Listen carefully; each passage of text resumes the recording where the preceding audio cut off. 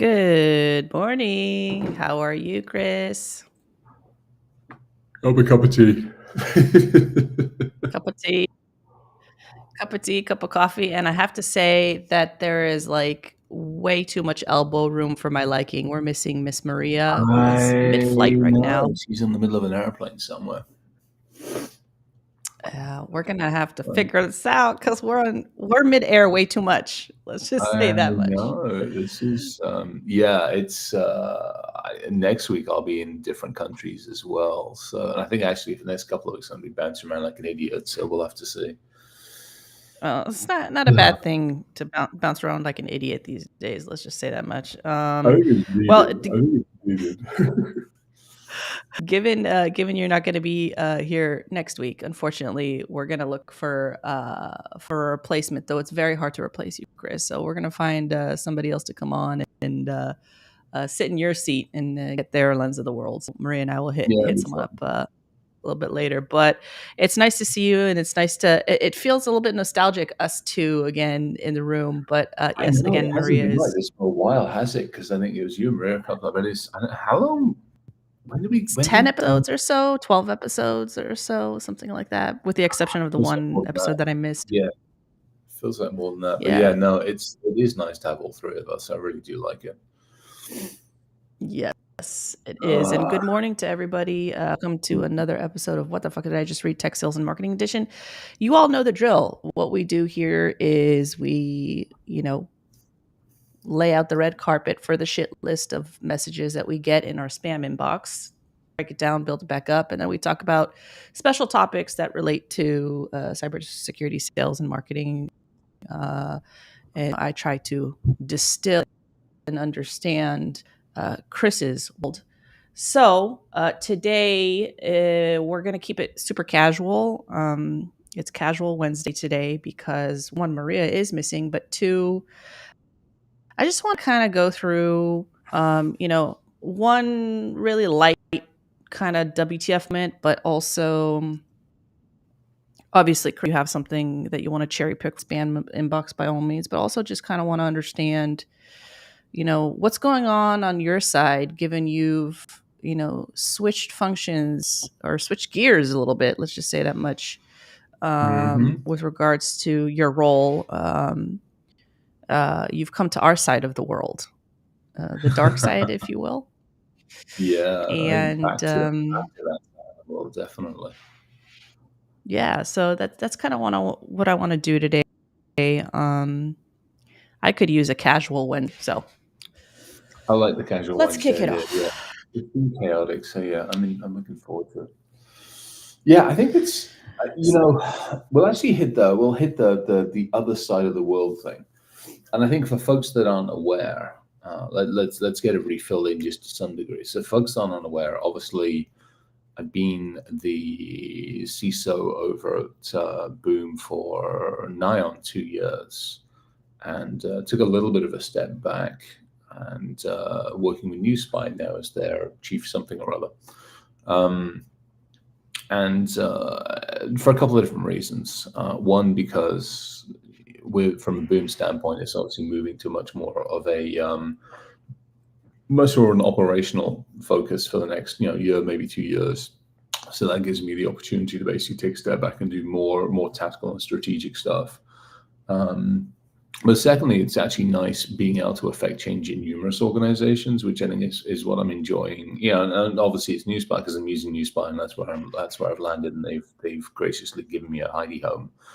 But it could be any of the organizations out there that do that side. I think it's the ability to affect change in multiple locations. More than just having the voice on here and on LinkedIn.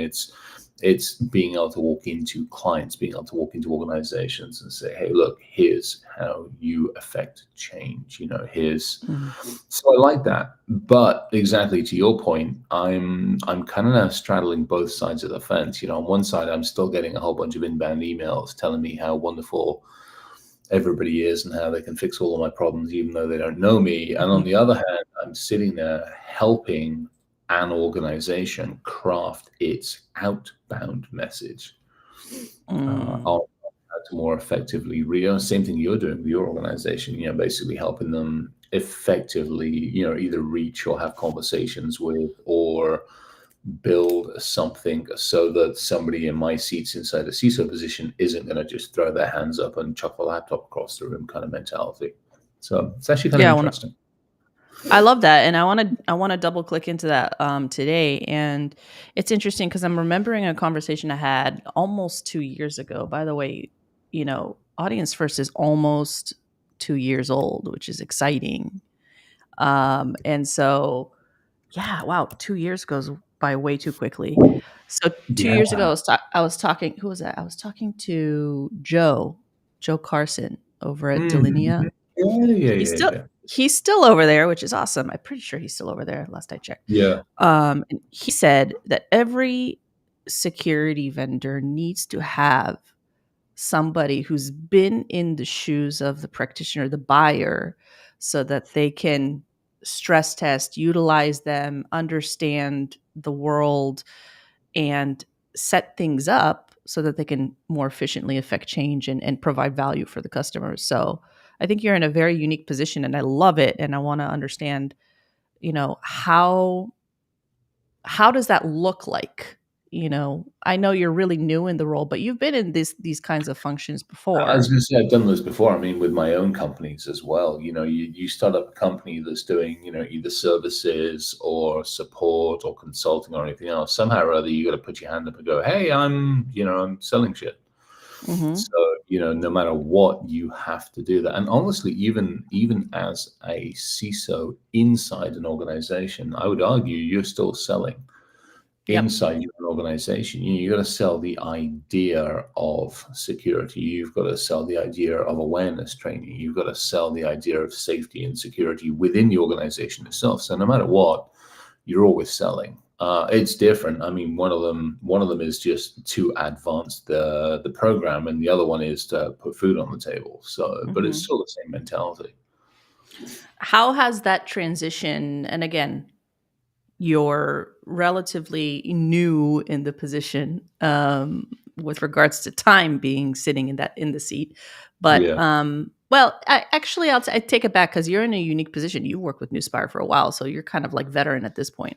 yeah. Um, but like, how has that transition from the functioning CISO, maintaining progress within the security organization in an enterprise, to a strategic role within a services company, influenced, like like changed your life, if anything? That's a high level. And like, also influenced your decision to like take a look at tools or engage with vendors, deal with the purchasing side of things, right? Yeah, I think there's a couple of things on that one.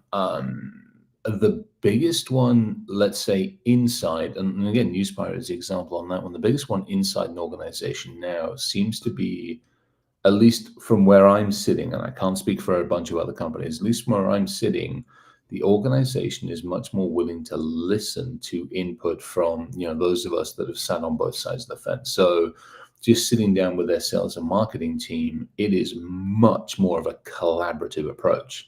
Mm, Having come out of the Ativo Calvio days, I do remember sitting down with some of their folks and trying to have the conversations around, hey, this is a CISO. This is typically how we should approach, and being, kind of, in some cases and in some instances, without naming names, but the guilty know who they are. Getting patted on the head, told you're a good boy, and go sit back in the fucking corner. mm, Um, that is ridiculously frustrating. Whereas now it is a much more collaborative approach. It's much, it's great sitting down with their internal teams and going, hey, look, here's the strategy, here's ways to do this, here's how to have the conversations, here's how it's going to resonate, and actually being listened to, actually affecting change, even when it comes down to, the strategy of as to how we approach leadership, folks. What do we do? Just going out, chucking a booth and sponsoring isn't as effective as reaching out and saying, hey, let's go grab breakfast with everybody. Let's go grab coffee. Let's go grab this. That to me is so much more effective because you bring people into a much more collaborative space. There's much more, you got people sitting around, you got people drinking teas, coffees, whatever's. So I like that, and I like the fact you're getting listened to. Now, it's interesting as well because on two sides, I'm still being sold to, Mm. still on Boom, at least for a short period of time, very short period of time, actually. Shorter than I was expecting, but yeah, such is life. Um, and I'm being sold to even inside Newspire. And I think in the Newspire one, what's happened is obviously people have got wind of it and have just gone Chris.Roberts at fed me into their marketing system, and I'm getting all sorts of, hey, do you want this list? Hey, do you want this? Hey, we're the best at this, we're the dog's bollocks at this, and without even validating or checking or doing analysis or any other stuff, you just, it's the auto spam crap. So that's still there, and it's proliferated even more so. But I do feel, at least in certain companies, I think they're willing to listen to those of us on the practitioner. I mean, you've seen this. I mean, that's, you being where you are. And I've seen it with a lot of other companies. I'm getting some amazing feedback, through LinkedIn and through direct messages from people saying that they are being listened to. Now, there's still a freaking tidal wave of crap out there that isn't listening. But this much better now than it was 2 years ago, from seemingly the sales and marketing folks actually paying more attention, should we say. Oh yeah, obviously, we know why. It's Oh like, yeah, because every single muppet that sends a piece of inbound crap is getting an email from me going, "Hi, what's yeah. your fucking podcast?" Oh, that's hilarious. Oh, I Like, mean, so I'm gonna do a post on it, because I mean, I literally have a standard letter. I mean, it's a standard one, and I'm actually going to put it up on LinkedIn. I think that'll be today's post, and it literally says here. I'll read it out verbatim. Hi, you're getting this because, let's face it, what hit my inbox wasn't sent with love, care, or research. Please feel free to watch a couple of the episodes and see if this helps you and any of the sales and marketing folks to see how to better approach our industry. And then I put the Podbeam link. If this doesn't resonate, then I absolutely understand. And please remove me from your outbound marketing and sales messages. Many thanks, Chris. I mean, I actually make it fairly civilized. The previous version I had was still fairly blunt, was about 4 times as long, but I'm like, screw it. I'll keep it short, keep it simple, and hopefully we'll see how it goes. So it's interesting that you say, because this is nice to kind of look back at whether or not there has been change and improvement. You're saying there that it's better than 2 years ago, which is great. I want to know from the audience also, like, has this improved? Has listening into WTF and any other podcasts, because there are other complementary podcasts. You have BKBT out there. You have, you still have the CISO series and all that kind of stuff, which cover, some of the topics that we're talking about. Do we see any on your end improvement? Right? Has this helped you? And can we talk about some of those, explicit improvements or tangible improvements? So hit us up, let us know. That's going to be super interesting for us. I am going to just adjust some stuff. There are some people that I've turned into a diplomatic tone and a softie. Oh, hell no. That's the nice one. If There y'all, are versions. yeah, if y'all continue to send me shit and send me other, it gets a little less civilized.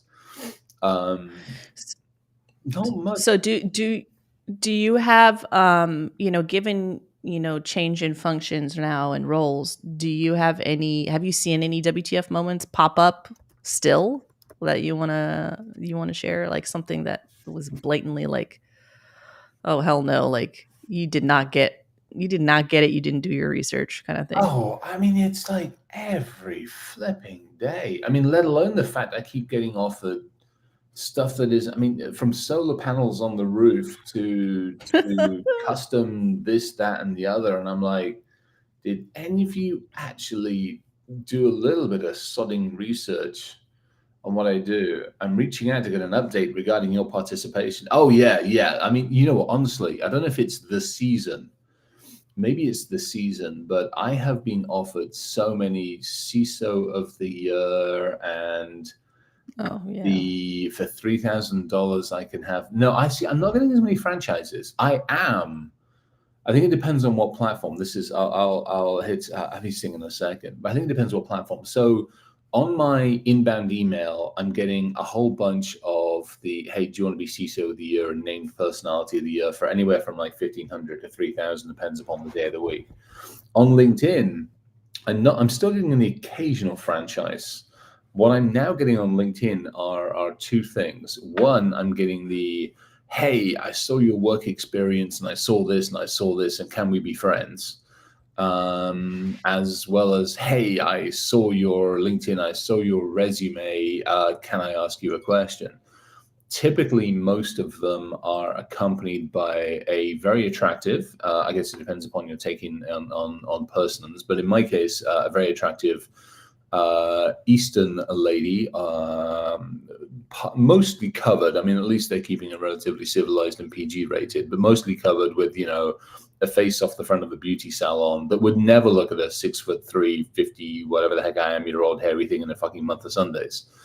So I'm getting a lot of that, like a crazy amount of that crap, and that just goes straight to other and gets reported and deleted. So yeah. Oh my goodness. Do you see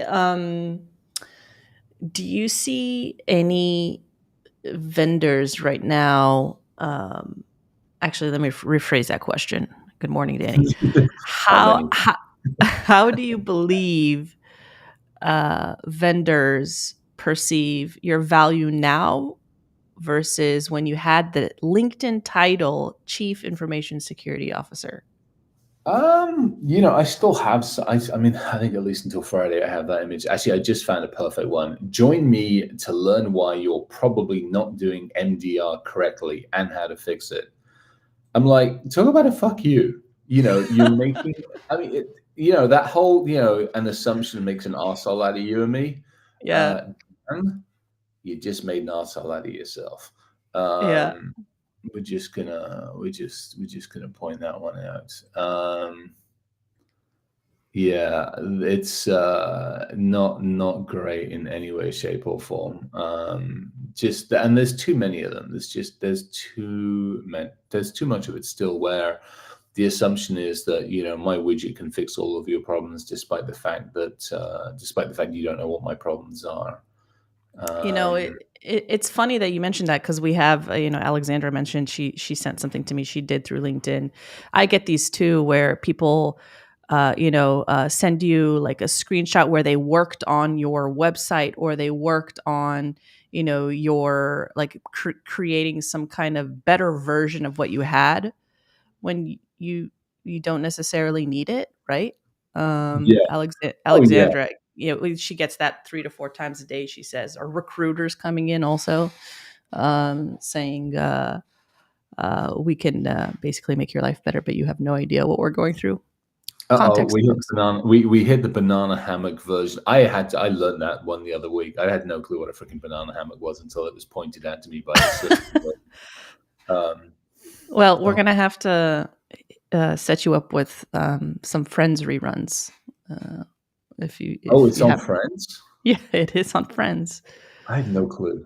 No Yes, clue at all. I'm sitting there. That was over those damn that stupid headphone case thing, which I can't really say the correct. company because it's Antarctic Yes. bunny rabbits. We'll just leave it at that, shall we? Yeah. Oh my gosh. Yeah. No, I think it's interesting. The quantity of spam. I would say the quantity of spam has increased. And in actuality, it's interesting. I would say the quantity has increased across multiple platforms. So if we start looking, we take a look at the inbound stuff on email. That hasn't ceased and it just continues to flow in. I think what's frustrating is the gulf between the qualities Hmm. has there's now a gulf. Honestly, it could have all been grouped. I mean, go back a couple of years, everything could literally just be put into one group, and it was all crap, and it was all you could. It was crap, and you could easily find it. Now there's two very very distinct I would argue, buckets of spam that come in. You still have the crap that you are in an automated system. It doesn't matter if it's email number 1 or email number 10 begging for your attention. It's an automated piece of crap that has no clue as to who you are. And then you definitely, I'm starting to see a little bit more tailored crap. Hey, I saw you on this, or I saw this, or, hey, I see Boom's doing this and this and this and this, and here's how we can sell you something.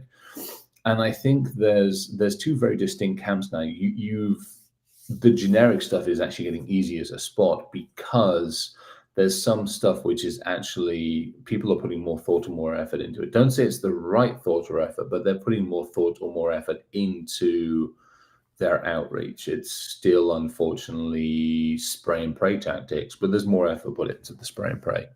Mm-hmm. It's funny, it made me giggle internally. It's more tailored crap. that should also be a sticker. Yeah, there we go. I mean, it's Will you read my tailored crap? But I mean, that's unfortunately what it is, and I think that's what, coming in as that I don't know, seasoned protagonist into Newspire. It's at least back to that, they're listening. I think that's the biggest thing, is there's effort being taken in some corners for organizations to listen to how to be more effective, as opposed to, again, I would say a couple of years ago, one company in very, very starkly was, yeah, we hear what you're saying, and we're still going to do what we want. They got acquired by Sentinel One a couple of years ago. So, that stopped that crap. Let's put it that way. Ben dropped something quite funny, because this kind of happened to me this week, and I sent this to you in the text group. The awards where you get the women's or the men's business leader in a region, like, award, when one, Ooh. you're not a woman, and two, you're not from the Middle East or that region. I Oh, got yeah. I got that this week from a guy who, by the way, reached out to me saying that you get the LinkedIn connection request with the message. So in the message, he said, I help male Christian business leaders do XYZ, and I didn't approve the request. And then he sent me a message saying that we have a networking event with Christian male leaders, world-class speakers, free food and lunch in Newport Beach. I'm like, one, I'm Jewish. Two, I'm a woman. Like, what? I Oh, mean, bless. can we just get it right? It's not hard. I have a huge problem when we bring religion into business. I have no problem with you having religion in an organization, but I have a huge problem if you use it as a sales tactic. I mean, that's like what. Yeah, I love that from what Val said. That's just freaking beautiful. Shout We out to do the Val. dumb. Yeah. Love Val. I'm sitting looking at one. Apparently, I can for this one's 3,000. This is an expensive one. This is Alan from CISO Look Mag. I'm pleased to invite you for the cover story feature in our upcoming New Year edition, the Trailblazing Cybersecurity Leaders to Watch in 2024. Here's the irony of this. Somebody somewhere is paying money for this, otherwise they wouldn't be doing it. So I actually want to see who on LinkedIn suddenly goes, I am the trailblazer for 2024. And I'm like, yeah, and for $3,000, I wonder if you can negotiate this one. Maybe I'll actually see if I can negotiate this. I'm like, somebody offered me something similar for 1,500. Would you match it? Oh my God, that's terrible. Do I want to do that for shits and giggles? I'm almost tempted to pay that money out of my own pocket just to get this. And then to just do a whole expose on it. It is on. Oh, I wonder if I get into legal problems with that. That might be a fun one. Oh, tread lightly, Mr. Roberts. It's me. I I think I should never put tread lightly and Mr. Roberts in the same my name sentence. in the next sentence. No, I tread lightly. I tread about as lightly as a fucking herd of elephants through a field of cow pads. Let's face it. Oh my goodness, that's hilarious. quick reminder for our audience listening in, if you have any questions for us, you can drop them in the comments and we'll address them, or you can come on live. We're more than happy to have more guests. We have elbow room.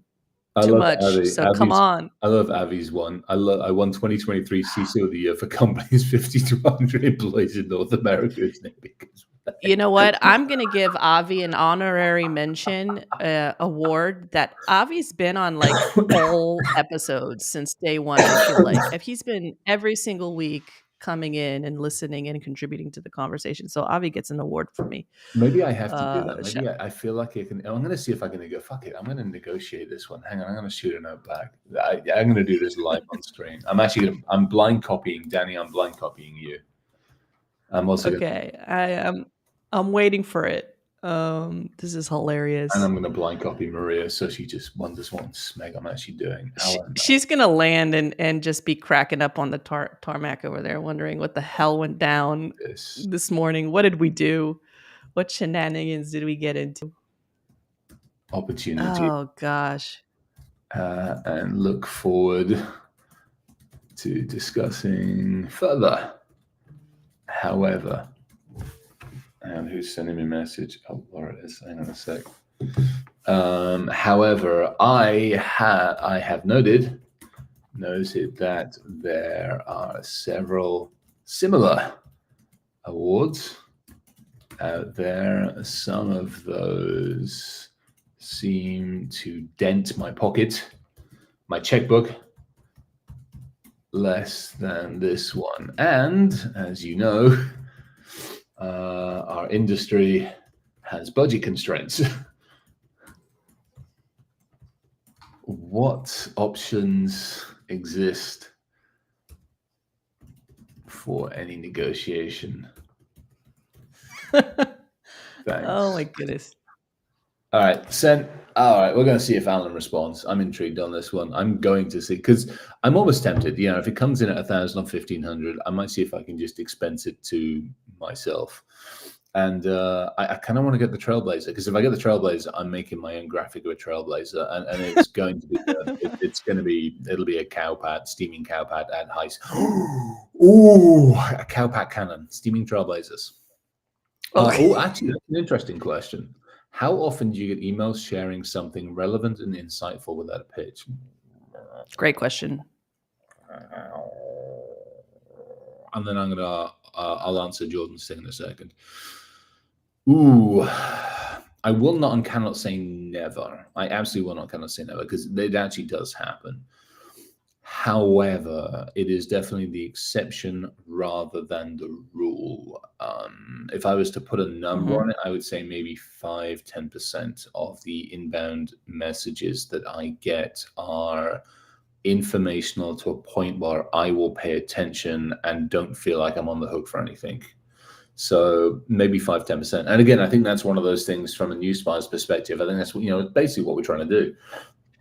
And again, they're listening. Same thing, Maria. Same thing with the Maria stuff, and I would imagine Danny, from your side of things, just helping that team there is like, hey, if I give you something and I just continue to show value at some point in time, the likelihood is you're going to come and go, hey, love what you're giving me. Any chance we can have a conversation? That's the best. And that takes time. It takes time to curate, it takes time to put together. But guess what? Now you have willing participants rather than trying to round up an unwilling herd and turn them into hamburgers. I mean, it just depends on how you look at it. How long does it take? Like, if you can think back to the valuable relationships you have now, who have started off with some kind of discovery, trying to understand who you are, and then, potential, business relationship. How long does it take to get to, like, how long is it takes time, right? Yeah, I mean, it's like dating. Let's just be very, very honest about this. It's like dating. Well, these days it could be very fast. Okay. Well, Case in point. Yeah, it can be. Okay, I was engaged to my wife before I met her. So, like, let's be real here. All right, that's fair. Okay, that's fair. I think it's interesting because, again, you've got two approaches. I always remember somebody telling me, and it might just be an example, but I always remember somebody telling me, like, look, you got two options when you go into, and this is somebody who's been into a nightclub maybe 3 times in his life, by the way. But you have two options. If you're going to a nightclub, hunting. Let's just put it that way. You have two options. You can go up to the same or opposite sex, depending entirely upon who you are, and you can ask the simple question, hey, you look wonderful, you would you like to come back to my place? And X amount of times you're going to get smacked upside the head, and at certain points in time somebody's going to say, hey, wonderful, that's great, that's easy, that's quick, that's simple hunting. There's a probability, 9 smacks around the side of the head for one quick night evening, and you're out and you're there, within what period of time. Not the best way of looking at it, but it's the best I can think of at the moment. Or you can spend time to get to know somebody and hang out with them, and either something does or doesn't occur. Mm-hmm. When you come to our industry, to some degree, I hate to say it, it's the same darn thing. It's unfortunately sitting. Let me put my CISO hat on for a second. There are a number of CISOs who are out there simply playing the game. They want the free lunch, they want the free dinner, they want the free drinks, they want the attention, they want, and they're never going to open the fucking checkbook to you because somebody over there is giving them better golf lessons, or somebody over there is giving them better state dinners, or they might not even have the checkbook necessary to actually give to you in the first place. Just because you're a CISO doesn't mean you get a budget. Or whomever you're going after. So you're never really 100% certain as to whether you're dealing with the right person that's actually going to have that final decision-making process. I'm going to pause you there before you go down another. So, because I'm going to forget if I don't ask. Are there signals beyond, like, that people can pay attention to distinguish the intentions of a CISO? Good versus opportunist? I think so. Yeah, absolutely. I think so. It's and to me, I mean, the CISO on the take is, if they want a free product. Exactly. Good way of putting it. Yeah, absolutely really good way of putting it, Susan. And thank you. I would say so. Yes. I think anybody who is too eager to accept the continual stream of inbound crap, be it a pair of headphones, be it a dinner, be it a, whatever it might be, I think that to me is always a trigger. I also am concerned by anybody that pays undue attention to me. If it's a leadership person that's paying undue attention, give me the logic, give me the reasons on this one. Yeah. Most of us are cagey enough and care. I just realized I've got a bloody hole in my sock. God damn it. Really? I mean, hang on. This is just bloody things. I mean, this is like that. This is like that. Oh my God. Fucking hole in my sock. By the way, 2 things. One, this is like that moment in Up where Doug goes squirrel, and then 2. And then 2. By the way, I just wanted to drop this because again, I will forget if I don't say this. 3 times in a nightclub, does the story where you were in the bar in fishnets count? Yes. Is that part of the 3? That's fishnets, the first thing that came up in my mind. Fishnets and high heels. Oh my God. What was that episode? I don't know, like 30 something. I got to find that episode. That was hilarious. I actually have a picture of me in fishnets. I have a picture of me in fishnets. All right, that's a text message. I'll send it over. It's on one of the machines. Yeah, there is a picture. I think I was actually out of the military when that one was taken. I did it a couple of times. Several of us, rather large, blurry individuals, having come back from an operation somewhere in a different country, decided to let off steam, and we were based down in Poole in Dorset, and we went to Southampton. We managed to get ourselves very well dressed up, including finding high heels, which is always interesting because most of us are like size 10, 11, 12, size 13 shoe or boot.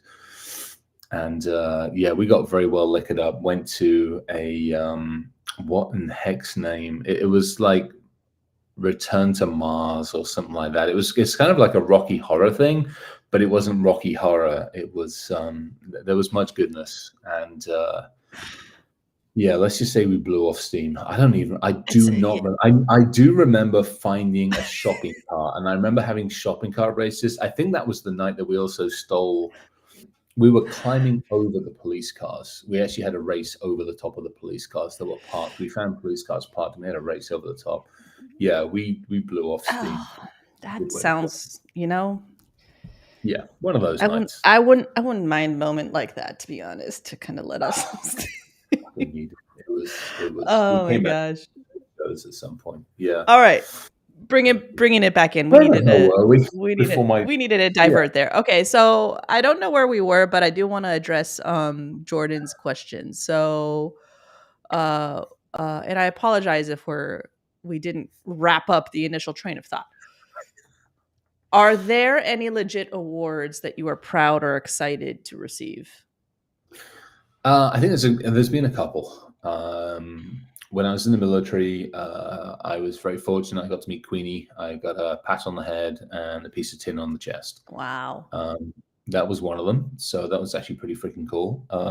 When I've had a couple of awards and recognitions, like inside our own industry and for doing things in the industry. And I think most recently was last year at RSA. When I was very surprised is probably a nice way to put it. Mm, Not only did I got a DEI, diversity, equity, inclusion award, which was actually rather freaking fantastic and very, very, very humbling. mm. But also Charles, who was my CIO at the time, actually flew out completely unbeknownst to me and actually presented it to me. So Oh, that was pretty amazing.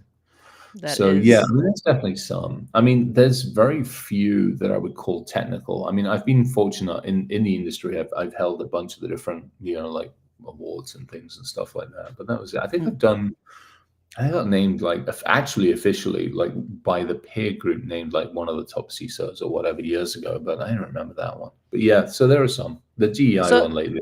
Cool. those are kind of more low key ones, not the ones that the vendors are kind of like promoting and all that Yeah, kind of stuff. yeah, So yeah. why do those exist then? It's like there's so much money. I I feel like think there's I think because ego. I mean, let's face yeah. it, it's stoking somebody's ego. I think there's two reasons. Ego is probably one of them. I don't think that's the play. I think the other one is as well is people want the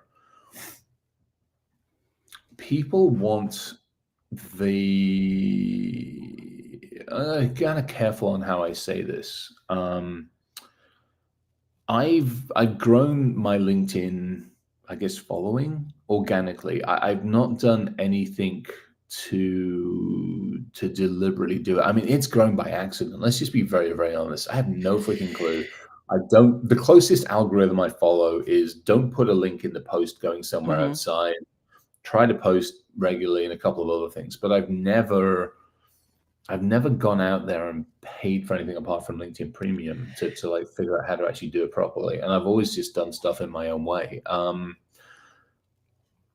is it? I It's at like 50K now. It's like a little over. It's something, 51K. yeah, yeah, I remember when we started chatting and doing the Doctor Dark Web stuff. You were at 30K, so you grew significantly since then. yeah. Your I actually, following. funny enough, I was talking. Who's I talking to about the Doctor Dark Web stuff? I was talking to somebody. Oh, I know what it was. We were talking about Inside Newsfire.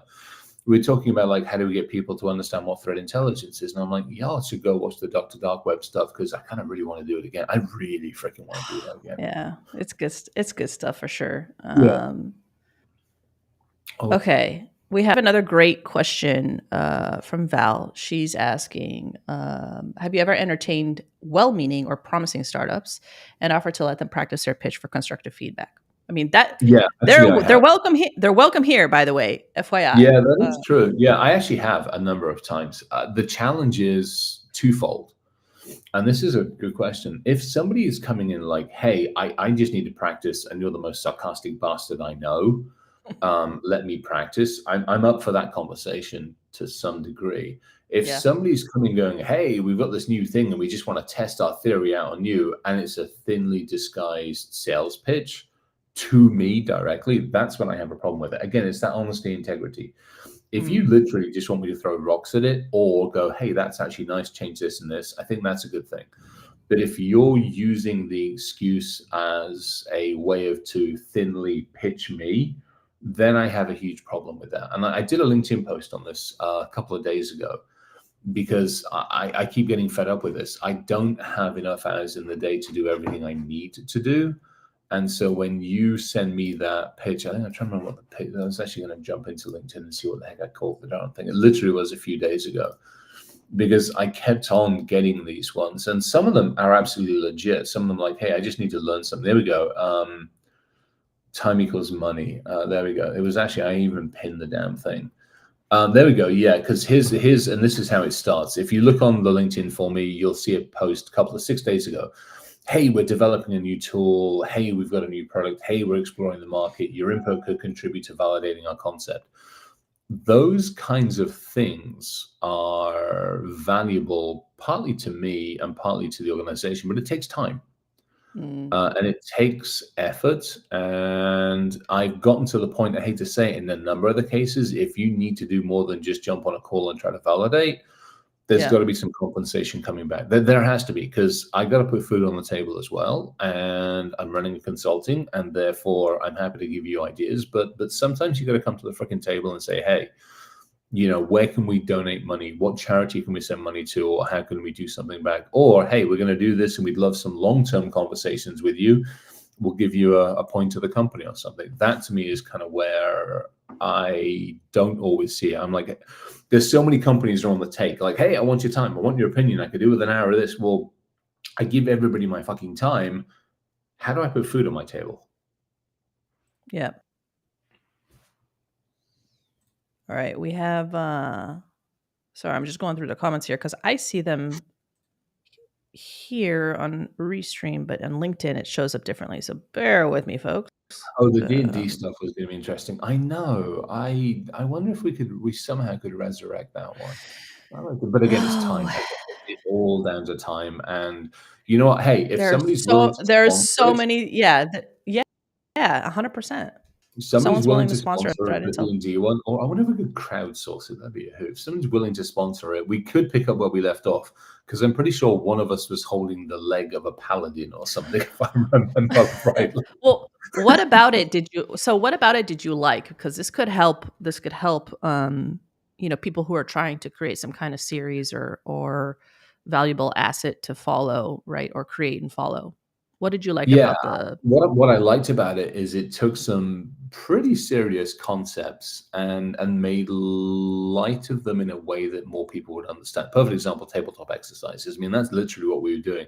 We were helping people work out how to make a decision. We were helping people Mhm. understand how to collaborate, how to cooperate, how a tabletop exercise works, how decision process works, how actions, reactions work, and especially from a tech stuff and various other things. So to giving me, a little giving a little context, I wanna rewind just a little bit for yeah, those who go don't for it. know. So, Chris and I actually met over, back in my time at Cyber Six Guild. They do dark web, threat intelligence, and, you were a customer, I think, right? Pretty sure you were a Mhm. customer. Yeah. Oh, Um, yeah. Absolutely. and we were talking, and I was like, "Well, we should create, like, a valuable asset where we teach people how to use threat intelligence, is particularly dark web threat intelligence." And we spun up a podcast called Dr. Dark Web, and Chris was Dr. Dark Web, and it was really and Yeah. every four episodes we had the Dungeons and Drode, where we had the tabletop exercises, and we brought people on and literally had a scenario. We had a dungeon master. It was just so much fun, but also very, very valuable. So it kicked off, and then we all went our separate ways to different opportunities, but we still talk about it every now and then because it was a Yeah. great experience for us.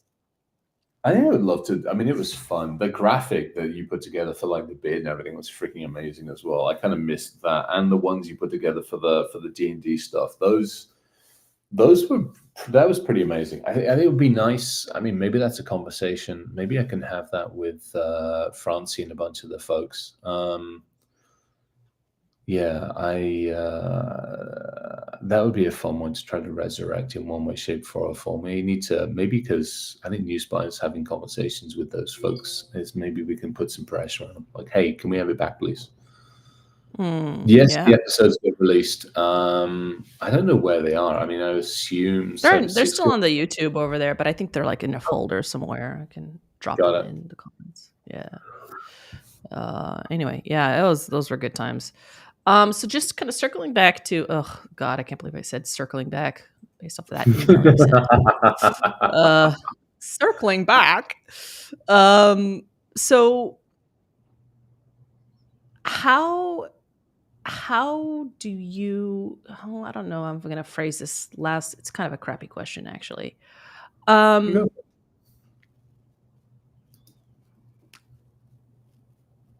do you do you no, that's also a crappy question.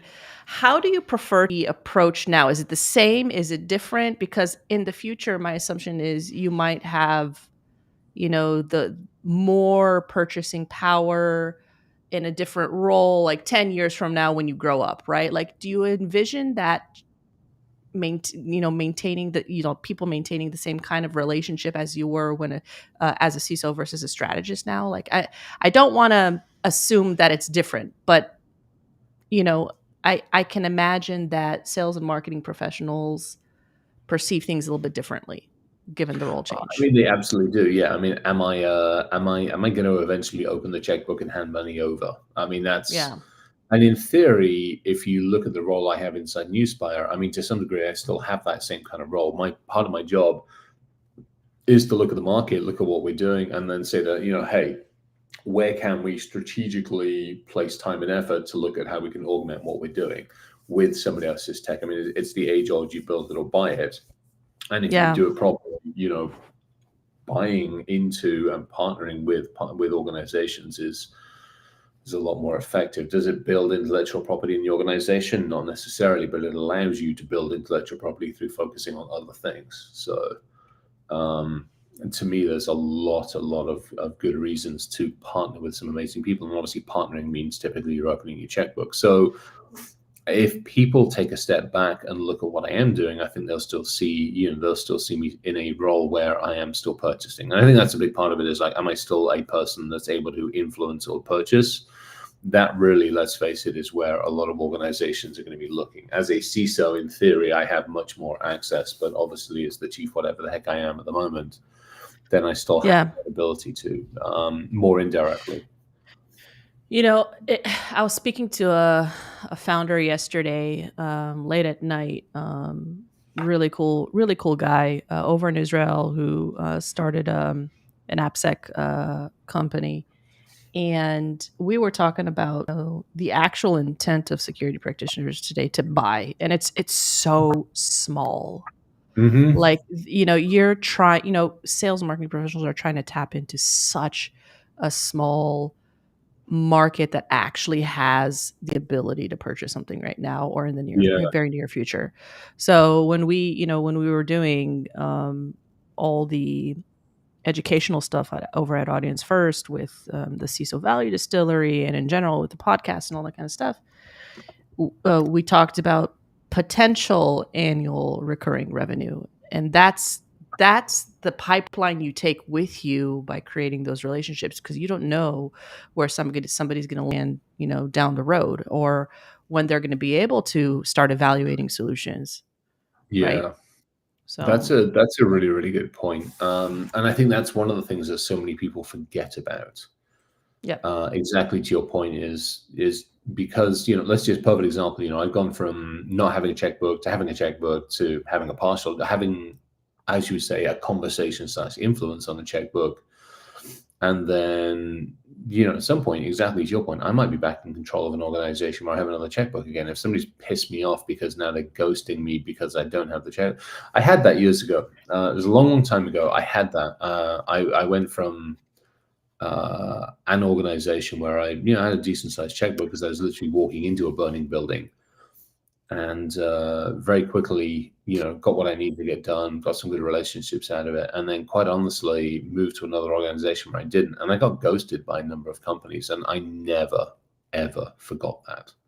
that's shitty, and like that's opportunistic, and that's not what we're about, and why we talk about and why we did the series a while back with Dima, Chris, yourself, Carlos, and Erica, the Building Relationship Capital series, where it's about maintaining those relationships for your benefit at the end of the day, because it's not about just buying the tool and implementing it. It's actual like doing, like maintaining progress and doing things. And as vendors, we need to be able to arm you with not just the tools, but the education and that value that's going to help you do the job well. That's not through tools. And if you're Yeah. not going to be able to establish and maintain the relationship, then you're kind of doing a disservice and coming off as a dick, in my opinion. So Oh yeah. I get what you're Totally. saying.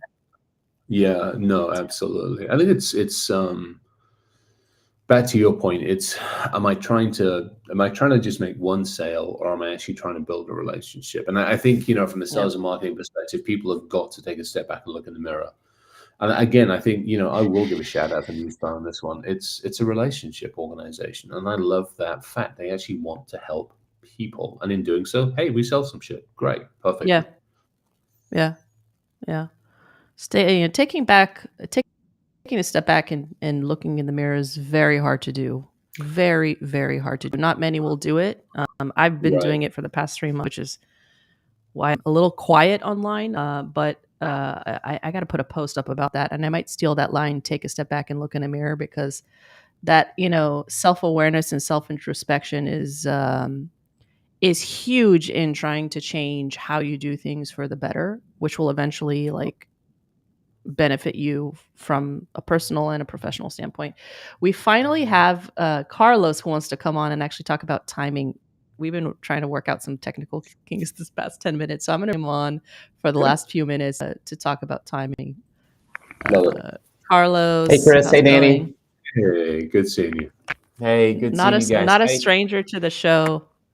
Not at all. Remember, Danny, remember we've been chatting about this for a long time, even as you launched, and as I think Chris was still. You guys are still doing the doctor dark web stuff back then, so it's been a minute. Yep.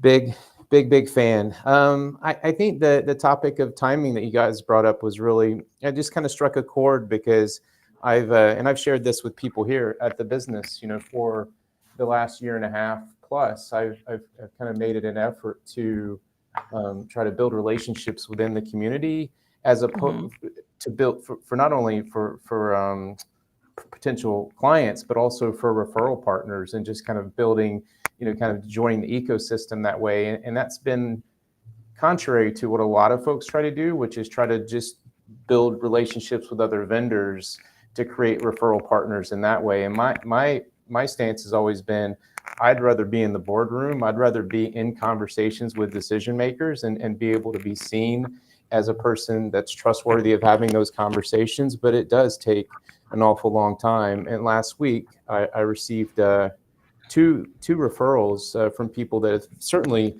never done business with me, but just kind of trust our reputation, trust the conversations I've had with them, and I felt like that was pretty special. And those are the type of things that I'm trying to accomplish. So I just thought I would share, because it can happen, but it takes a long time.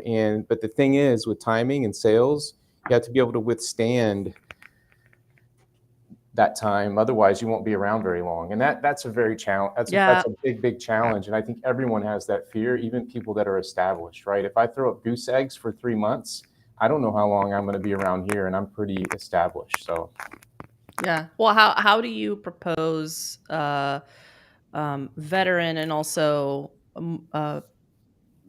fresh sales professionals navigate that challenge, because that is an issue, right? You got to, you can take the time to establish a relationship, but you also have to perform and hear by X amount of time and by X amount of quantity, right? yeah, most certainly. And I think there's two parts to that. I think that whatever company you decide to go work for, I mean, hopefully they have a good enough reputation and a good enough, marketing themselves, that they can bring you in some opportunities as well, right? Because you can't, survive off your own prospecting, especially early days. And then so you're doing two things at the same time. You're trying to close as much business as you can in any way you can, while understanding that the time you're putting in for the bigger picture, longer game is not only working, but it's worth it. So there's kind of two things simultaneously happening, but belonging to a good firm or a good company, I think, goes a long way. Carlos, to your point, I think the other part of it comes into it's that interview process. If you sit down in front of the organization, say, hey, two things. One, what's my runway? Yep. Because sales is and I think that's part of it. If you walk in and they're like, hey, it's all about relationships and you've got this amount of runway and everything else, then at least you've got some stability. But if it's like, oh no, we need to see numbers, we need to see this, go somewhere else, because it's nothing more than, I mean, that's nothing more than basically a spray and pray organization. I think this comes back to, and actually we should do this because I keep doing the top 10 questions to ask. Maybe we need to do that. Top 10 questions sales and marketing professionals need to ask when they're interviewing with a company. That actually would probably be a useful one as well. Maybe we should all try and collaborate on that one. I think it would. And because I've heard stories of reps being felt like they've been kind of used and abused and pulled in and like just, you know, pushed through the meat grinder. And if they're at the top 20% that actually make it, then great. If not, they just fall by the wayside. And that's damaging to careers, to humans involved, the whole thing.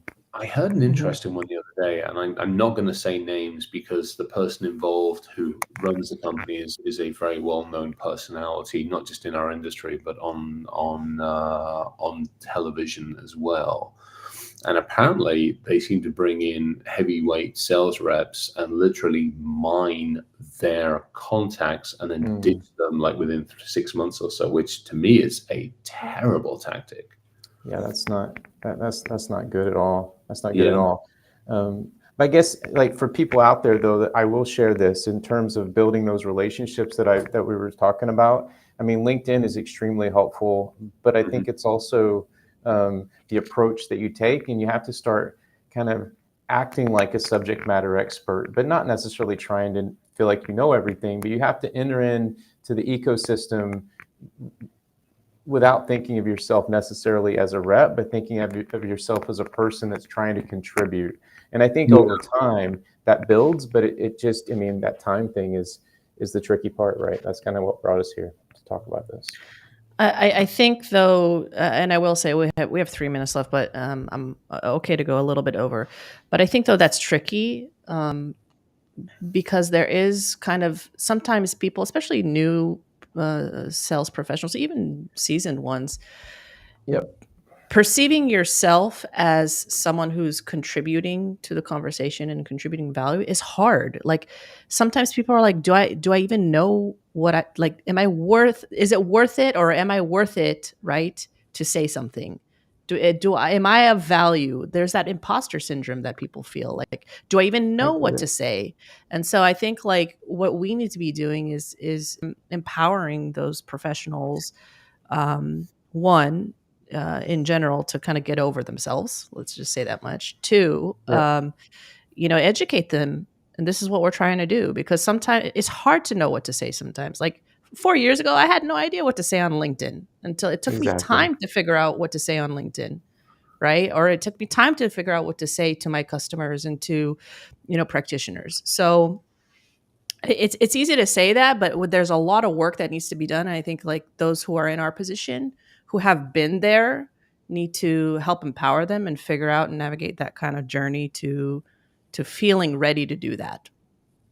I completely agree. And one thing that someone told me along the way is that there's always someone that knows a lot more than you, but then there's always people just starting, right? So if you kind of, put yourself in the middle, that you're just in this thing with everyone else trying to move the needle forward and be authentic and real, then hopefully good stuff happens. Yeah, well, 100%. Cool. Well, Carlos, it's awesome to see you, by the way. Yeah. And I won't stop you there. Please continue with your training. No, I appreciate you both. I appreciate what you're both doing, and it's good to be on the show. Total supportive, and let's just keep moving the needle, guys. Yes. Working on it. Right? Yes.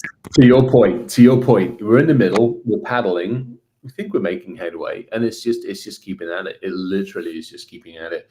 Different ways, different thoughts, different tactics, different ideas, new ideas, bringing people in with their ideas, sharing ideas and experience, and going, hey, hopefully people take something from this. Yeah, so 100%. All right, imparting thoughts from the both of you. Go for it, Carlos. Well, I think I'll just echo what we just said. Just understand that you're in the middle of it all, and that we're all here to help one another. And if a spirit of curiosity and authenticity, hopefully you end up in a good spot. 100%. I think to me, it's the humility that comes with it as well. It's always realizing, and even with what we're doing, and even through the craziness I've been through, it's realizing exactly what Carlos said, which is there's always somebody who's done more, seen more, and as long as they're willing to share, you can learn from them and also pass that on. I always say this to people who are coming into the industry. They're like, well, I don't know what to post. I'm like, post your experience, post your journey.